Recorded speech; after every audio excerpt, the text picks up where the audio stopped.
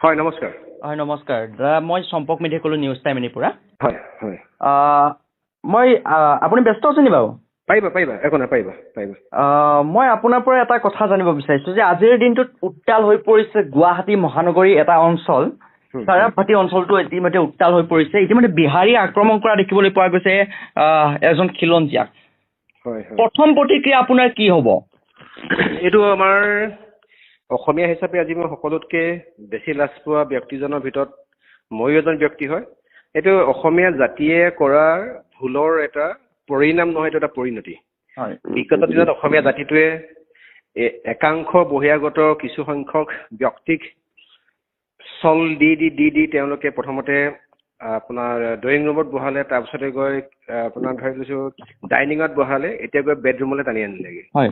অসমীয়া জাতিটো, অসমীয়া প্ৰত্যেকজন ব্যক্তিয়ে আমি কৰা ভুলৰ পৰিণতি এইটো আৰম্ভণি হৈছে আৰু আহি থকা দিনবিলাকত আমাৰ আহি থকা প্ৰজন্মই ইয়াৰ মানে ইয়াৰ যিটো পৰিতাপ, ইয়াৰ যি ফল, সেই ফল ভুগিব লাগিব কিন্তু।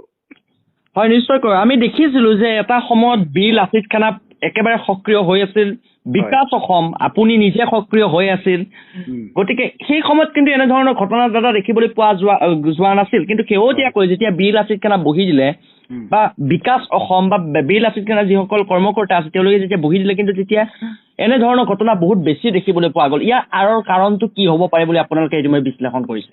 মানে এই মানুহখিনি, যিখিনি মানুহে অসমীয়া জাতিটোৰ ওপৰত আগ্ৰাসন চলাবৰ কাৰণে ক'ৰবাত ন ক'ৰবাত অসমীয়া জাতিটোক মানে লঠিয়াই গুৰিয়াই থাকিম বুলি মনত যি ভাৱনা পুহি ৰাখিছে, এই ব্যক্তিসকল কেৱল সুবিধাভোগী। তেওঁলোকে যেতিয়া সুবিধা পায় তেতিয়াই আমাৰ জাতিটোক আঁচুৰ মাৰি চাব বিচাৰে, জাতিটোক আক্ৰমণ কৰি চাব বিচাৰে।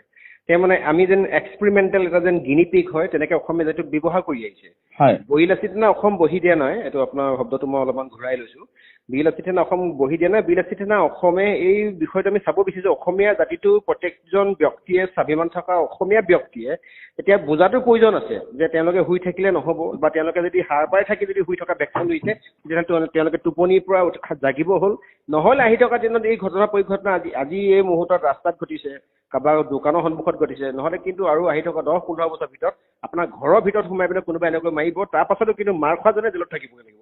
ইতিমধ্যে আপোনাক গম পায় যে যিকেইজন ব্যক্তিয়ে মাৰ খাইছে সেইকেইজন আমাৰ তাৰে স্থানীয় ব্যক্তি হয়, তাৰে স্থানীয় আপোনাৰ গুৱাহাটীৰ বাসিন্দা হয়। আৰু তেওঁলোকে কি কৰিছিলে, অবৈধ ৰমৰমীয়া ড্ৰাগছ, ভাং, গাঞ্জা বা মদ, সেই গোটেই চিষ্টেমটো বিৰোধিতা কৰি আছিলে।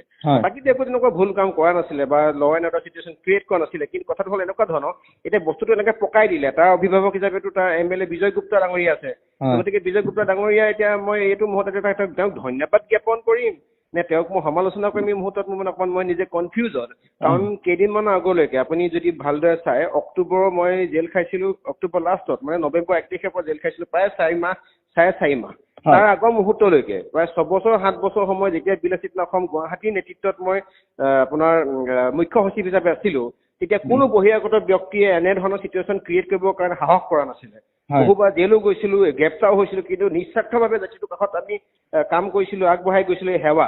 কিন্তু আমি দেখিবলৈ পালোঁ যে এছাম ব্যক্তিয়ে কেৱল আমি হিন্দু হয়, আমি জয় শ্ৰীৰাম হয়, কিন্তু আমি অসমীয়া বুলি ক'বলৈ লাজ পোৱা এছাম ব্যক্তিয়ে, সেই ব্যক্তিসকলক মই এতিয়া সুধিবলৈ বিচাৰিছোঁ যে আপোনালোকে এই মুহূৰ্তত যে আমাৰ অসমীয়া ল'ৰাকেইটাক দৌৰাই যে পিটিলে, দৌৰাই যে মাৰিছে, যে ল'ৰা গৈ আপোনাৰ দোকানত গৈ পলাই লুকাবলগীয়া হৈছে, বগা চাৰ্ট পিন্ধা ল'ৰাখিনি পলাবলগীয়া হৈছে।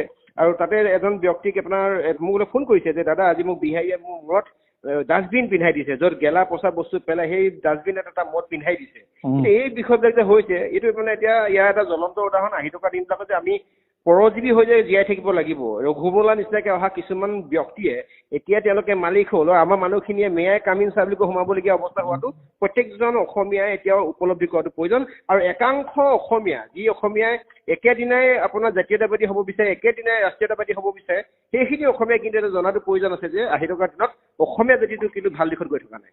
হয় নিশ্চয়কৈ আমি দেখিছিলোঁ। আৰু শেহতীয়াকৈ আন এটা অডিঅ' কল ইতিমধ্যে ভাইৰেল হৈ পৰিছে। মই আপোনাৰ পৰা সেই বিষয়বস্তু সন্দৰ্ভত অকণমান তথ্য জানিব বিচাৰিছোঁ। যে এটা কল ৰেকৰ্ডিং এডভকেট শ্বাহিদ চান নামৰ যিজন এডভকেট আছে, তেখেতক ইতিমধ্যে এজন ব্যক্তিয়ে ফোন কৰিছে, আৰু ফোন কৰি ইতিমধ্যে তেখেতক বিভিন্ন ধৰণৰ কথা কৈছে। তাৰ ভিতৰত আমাক যিটো দৃষ্টিগোচৰ হৈছে বা আমি শুনিছোঁ সেয়া হ'ল যে মুছলমানসকল খিলঞ্জীয়া নহয় নেকি, ভূমিপুত্ৰ নহয়, এনেদৰে ইতিমধ্যে তেখেতে বাক্য কৰা দেখিবলৈ পোৱা গৈছে। আপোনাৰ মনে কি কয়, মুছলমানসকল প্ৰকৃততে ভূমিপুত্ৰ নহয় নেকি? সেইটো প্ৰশ্ন মই আপোনাকে সুধিছো, মুছলমানসকল ভূমিপুত্ৰ হয়নে নহয়? কোনো অসমীয়াই এই কথাটো এনেধৰণে প্ৰশ্ন নকৰে যে মুছলমানসকল ভূমিপুত্ৰ হয় নে নহয় বুলি। যিজন মানুহে প্ৰশ্ন কৰিছে তেখেতে নিজে চাগে ভূমিপুত্ৰ নহয় বা অসমীয়া ডেফিনেশ্যনটো তেওঁ নাজানিব পাৰে।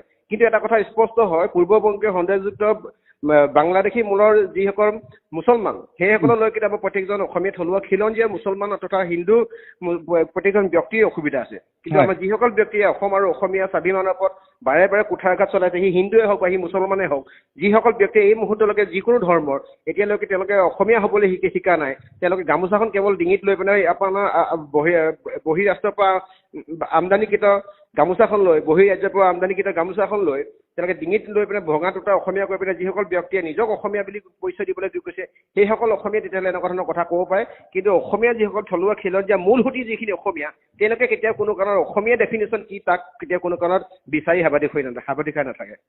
হয়, নিশ্চয়কৈ। আমি বেছি সময় নলওঁ, মাত্ৰ শেষ প্ৰশ্নটো আপোনাক কৰিব বিচাৰিছো যে দেখিবলৈ পোৱা গৈছে শেহতীয়াকৈ আমি যদি চাব যাওঁ তেন্তে আজিৰ পৰা কেইটামান পূৰ্বে এটা পেট্ৰল পাম্পত এগৰাকী অসমীয়া খিলঞ্জীয়াক বহিৰাগত ইতিমধ্যে বেয়াকৈ প্ৰহাৰ কৰিছিল। তাৰপিছত যদি আমি চাব যাওঁ ডিব্ৰুগড়তো সেনেধৰণৰ ঘটনা এটা সংঘটিত হৈছিল। শেহতীয়াকৈ ৰাজপথত ইতিমধ্যে আন এক ঘটনা পোহৰলৈ আহিছিল যে এজন হিন্দু যুৱতীক ইতিমধ্যে চৰিয়াইছিল। তাৰপিছত আমি যদি চাব যাওঁ তেন্তে আজিৰ যিটো ঘটনা, চেৰাপাতিত যি গাঞ্জা বা চুলাই যি উৎখাত কৰিবলৈ গৈ জিতেন্দ্ৰ চালৈ নামৰ যিজন ব্যক্তিক ইতিমধ্যে প্ৰহাৰ কৰিলে, আক্ৰমণ কৰিলে, তাৰ লগত ইতিমধ্যে সমান্তৰালভাৱে কেইবাগৰাকীক প্ৰহাৰ কৰিলে, এই ঘটনাৰ আঁৰত কি আছে বুলি আপুনি ভাবে? চাওক, এইটোতো স্পষ্ট হয় যে তৃতীয় পক্ষৰ কোনোবা জড়িত হৈ থাকিব পাৰে, কাৰণ কোনোবাই অবৈধভাৱে এটা ব্যৱস্থা চলাই আছে, কোনোবাই মদ বিকি আছে, ভাং বিকি আছে, ড্ৰাগছ বিকি আছে, এটা নেক্সাছ। সেই নেক্সাছটোত মোৰ দেন সেইডোখৰ এৰিয়াতে মানে 2-3-4শ মানুহ ইনভলভ হৈ থাকিব পাৰে। আৰু অসম পুলিচক আমি এটা অনুৰোধ কৰিব বিচাৰোঁ এই মুহূৰ্তত যে আমি অসম পুলিচক এইটো প্ৰত্যাহ্বান হিচাপে আমি ল'ব বিচাৰিছোঁ যে অবৈধভাৱে ড্ৰাগছ, ভাং আৰু এই ৰমৰমীয়া বেহাৰ বা বেপাৰ গুৱাহাটীতে বুলি নহয়, অসমৰ বিভিন্ন প্ৰান্তত চলি থকাটো স্পষ্ট হয়। আৰু এই বেহাৰ বা এই বেপাৰ কেতিয়াও কোনো কাৰণত স্তব্ধ কৰিব নোৱাৰাটো হ'ল অসম পুলিচ প্ৰশাসনৰ বিফলতা, চৰম বিফলতা। গতিকে অসম পুলিচ প্ৰশাসনে বিষয়টো তন্নতন্নকৈ ভিতৰত সোমাই চাওক, আৰু যিকেইজন ব্যক্তিক ইতিমধ্যে অসম পুলিচে গ্ৰেপ্তাৰ কৰি ৰাখিছে, সেইকেইজন ব্যক্তি অসমীয়া ব্যক্তি, আৰু সেইকেইজন ব্যক্তিয়ে মাৰ খাইছে আজি। সেইকেইজন ব্যক্তিয়ে অবৈধ গাঞ্জা, অবৈধ ড্ৰাগছৰ বিৰোধিতা কৰি পেলাই তেওঁলোকে এটা সজাগতামূলক এটি কাম হাতত লৈছিলে, আৰু সেইকেইজন ব্যক্তি বৰ্তমান সময়ত এই লকআপত বা থানাত আছে। গতিকে অসম পুলিচ প্ৰশাসনৰ এই বিষয়বিলাক তন্নতন্নকৈ বিশ্লেষণ কৰি চাওক। অসম পুলিচ প্ৰশাসনৰ সেই উক্ত থানাৰ বিষয়ববীয়াসকলে কেৱল ওপৰৰ পৰ্যায়ৰ কোনোবা বিধায়ক, কোনোবা DGP বা কোনোবা ব্যক্তিয়ে ফোন কৰি হেঁচা দিলে বুলি তেওঁলোকক দোষী সাব্যস্ত নকৰিব। বিষয়টো তন্নতন্নকৈ পৰ্যালোচনা হ'ব লাগে, বিশ্লেষণ হ'ব লাগে, CCTV কেমেৰা ফুটেজ চাব লাগে। আৰু এই বিজয় গুপ্তা ডাঙৰীয়াৰ যিডোখৰ এৰিয়া, যিডোখৰ তেওঁৰ সমষ্টিত এই ঘটনাটো ঘটিছে, গতিকে বিজয় গুপ্তা ডাঙৰীয়াই প্ৰত্যেকটো জাতি জনগোষ্ঠীৰ প্ৰত্যেকজন ব্যক্তিৰ কাৰণে কাম কৰিব লাগিব।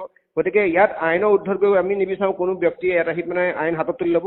কিন্তু আমি এটা কথা স্পষ্ট কৰি দিব বিচাৰিছোঁ যে Asomiya go back, Karbi go back, বা আমাক অসমীয়া মানুহখিনি এনেধৰণৰ কোনোবাই ভেঙুচানি কৰিব, এই কথাটো কিন্তু এটা সীমালৈকে চাই থকা হ'ব।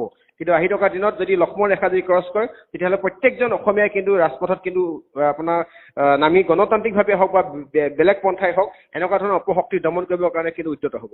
ধন্যবাদ জ্ঞাপন কৰিছোঁ বিকাশ অসম ডাঙৰীয়া। ধন্যবাদ, জয় অসম।